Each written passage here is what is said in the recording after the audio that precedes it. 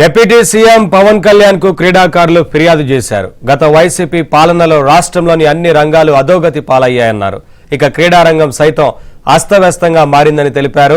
క్రికెట్లో అనుభవం ఉన్నవారికే క్రికెట్ సంఘం బాధ్యతలు అప్పగించాలని, అలాగే కబడ్డీ ఆటపై పట్టు ఉన్నవారికే కబడ్డీ సంఘాన్ని అప్పగించాలని విజ్ఞప్తి చేశారు.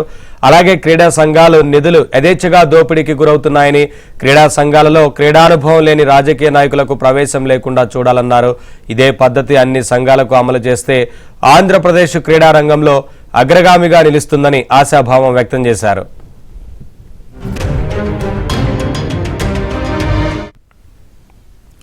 క్రీడాకారుల ఫిర్యాదుపై డిప్యూటీ సీఎం పవన్ కళ్యాణ్ సానుకూలంగా స్పందించారు. ఈ విషయంపై ముఖ్యమంత్రి చంద్రబాబుతో చర్చిస్తానని వారికి హామీ ఇచ్చారు. రాష్ట్రంలో అధికారంలో ఉన్న ఎన్డీఏ ప్రభుత్వం క్రీడా సంఘాలపై ప్రత్యేక దృష్టి సారిస్తుందన్నారు. క్రీడలకు వైభవాన్ని తప్పకుండా తీసుకువస్తామన్నారు.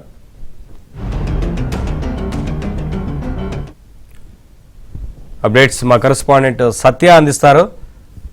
సత్య, నవీన్, రాష్ట్రంలో ఉన్నటువంటి క్రీడాకారులు అందరూ ఈ రోజు పవన్ కళ్యాణ్, డిప్యూటీ సీఎం పవన్ కళ్యాణ్ ను కలవడం జరిగింది. రాజకీయ నేతల గుప్పెట్లో క్రీడా సంఘాలన్నీ కూడా ఇంతవరకు బందీలయ్యాయని, వైసీపీ హయాంలో రాజకీయ ప్రాబల్యం ఉన్న వాళ్ళకే క్రీడా సంఘాల ఆధిపత్యం అందించారని ఫిర్యాదు చేశారు. క్రీడారంగం అస్తవ్యస్తంగా రాష్ట్రంలో మారిపోయిందనే విషయాన్ని కూడా పవన్ కళ్యాణ్ ఫిర్యాదు చేశారు.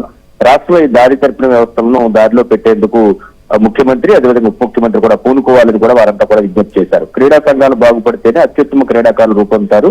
ఏపీలో క్రీడలతో సంబంధం లేని, ఆ క్రీడలతో ఏమాత్రం సంబంధం లేని కేవలం రాజకీయ నాయకులు తీసుకొచ్చి వాటి క్రీడా సంఘాలకు అధిపతులు చేయడంతో వారి బంధువులకు, వారు ఎవరైతే అన్యాయులకు మాత్రం క్రీడల్లో భాగస్వాములు చేస్తున్నారని కూడా వారు ఆరోపించారు. క్రికెట్ లో అనుభవం ఉన్న వారికే క్రికెట్ సంఘం బాధ్యతలు అప్పగించాలి. అదేవిధంగా కబడ్డీ, ఇతర క్రీడల్లో ఎవరికైతే అనుభవం ఉంటుందో, గతంలో క్రీడాకారులుగా పనిచేస్తారో వారికే ఆ సంఘాలను అప్పగించాలని కూడా వారంతా విజ్ఞప్తి చేసిన పరిస్థితి అయితే ఉంది. కొన్ని క్రీడా సంఘాలు రాజకీయ ఉపాధి ఆవాస కేంద్రాలుగా మారిపోయాయని, క్రీడాకారులకు ఇచ్చే సర్టిఫికెట్లు కూడా అంగడి సరుకుల్లాగా అమ్మేస్తున్నారని కూడా వారు ప్రధానంగా ఆరోపణ చేసిన పరిస్థితి అయితే ఉంది. క్రీడానుభవం లేని వారికి క్రీడాకారుల కోటాలో ప్రభుత్వ ఉద్యోగాలు, విద్యా సంస్థల్లో సీట్లు పొందుతున్నారనే విషయాన్ని కూడా పవన్ కళ్యాణ్ దృష్టికి వారు తీసుకొచ్చారు. క్రీడా సంఘాల్లో తిష్టవేసిన రాజకీయ నాయకులు క్రీడాకారుల ఎంపికలో తమ బంధువులకు, సన్నిహితుల పిల్లలకు ఎక్కువ ప్రాధాన్యం ఇవ్వడంతో నిజమైన క్రీడాకారులు తీవ్ర నష్టానికి గురవుతున్నారని కూడా వారు ఫిర్యాదు చేయడం జరిగింది. దీనిపై ఇమీడియట్ గా పవన్ కళ్యాణ్ కూడా వారితోనే స్పందించారు. ఈ విషయంపై ముఖ్యమంత్రితో చర్చిస్తానని, వెంటనే దీనిపైన పూర్తి స్థాయిలో అధ్యయనం చేస్తామని కూడా ఆయన పేర్కొనడం జరిగింది. ఎన్డీఏ ప్రభుత్వం క్రీడా సంఘాలపై ప్రత్యేక దృష్టి సారిస్తుందని, క్రీడలకు గత వైభవం తీసుకురావడమే తమ లక్ష్యాన్ని కూడా చెప్పడం జరిగింది.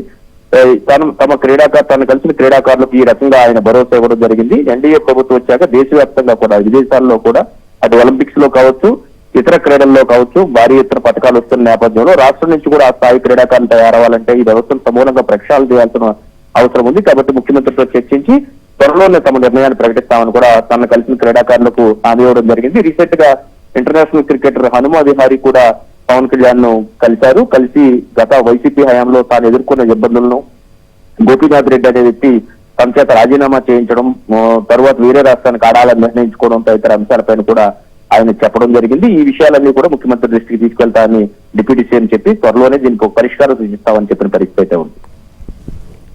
Thank you Satya.